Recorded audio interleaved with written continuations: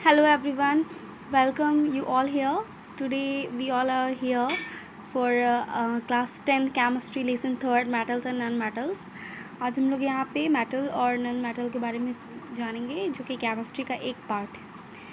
तो इस वीडियो में बहुत सारे छोटे छोटे इंपॉर्टेंट नोट्स आपको दिए गए हैं जो आपके एग्ज़ाम्स को लेके बहुत इंपॉर्टेंट है. अगर आप इन्हें एक बार ध्यान से देख लेते हैं तो आगे आपको और भी अच्छे से समझ आ जाएगा. So let's start.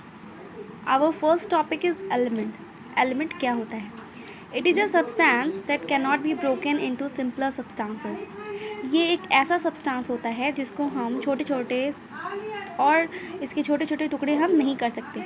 Elements are classified into different categories. Elements को और डिफरेंट कैटेगरीज में बांटा गया है जैसे metal, non metal, metalloids, noble gases.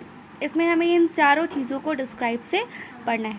तो जैसा कि हम जानते हैं we all are in standard 10. आप लोग स्टैंडर्ड 10th में है तो मेटल का जो हम लोग प्रीवियस डेफिनेशन पढ़ते थे वैसा छोटा मोटा डेफिनेशन अब हमको नहीं जानना है.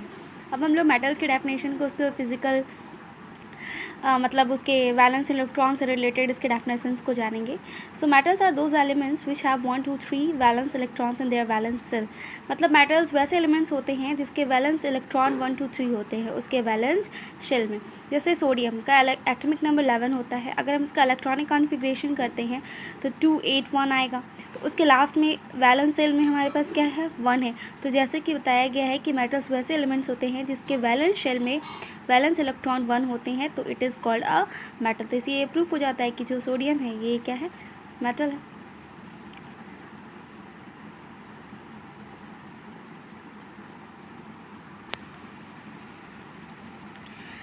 They always lose electrons to form electropositive ions. हमेशा हमें याद रखना है कि जो मेटल होता है हमेशा इलेक्ट्रॉन को लूज़ करता है. अगर कोई भी मेटल इलेक्ट्रॉन को लूज़ करता है मतलब कोई भी एलिमेंट अगर इलेक्ट्रॉन को लूज़ करेगा तो उसमें पॉजिटिव आयन आएगा और अगर वो गेन करेगा तो उसमें नेगेटिव आयन आएगा. Okay. So our next topic is non-metals.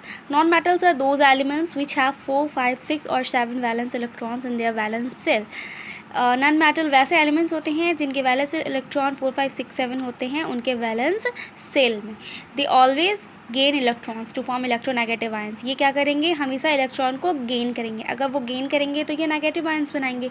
और मेटल जो होता है वो हमेशा लूज़ करता है इसलिए उसका पॉजिटिव आयन होता है. नॉन मेटल क्या होगा? गेन करेगा इसलिए हमेशा इसका क्या होगा? नेगेटिव आयन होगा. जैसे हम क्लोरीन लिए इसका एटॉमिक नंबर होता है 17. इसका इलेक्ट्रॉनिक कॉन्फ़िगरेशन करेंगे तो 2 8 और 7 आएगा.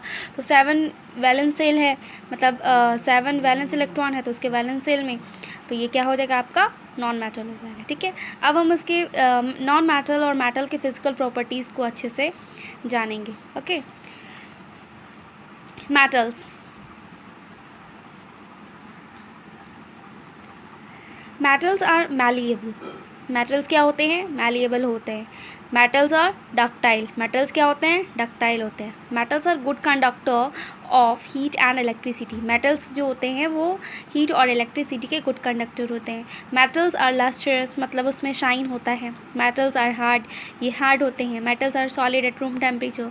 रूम टेम्परेचर में मेटल्स क्या होंगे? सॉलिड फॉर्म में होंगे.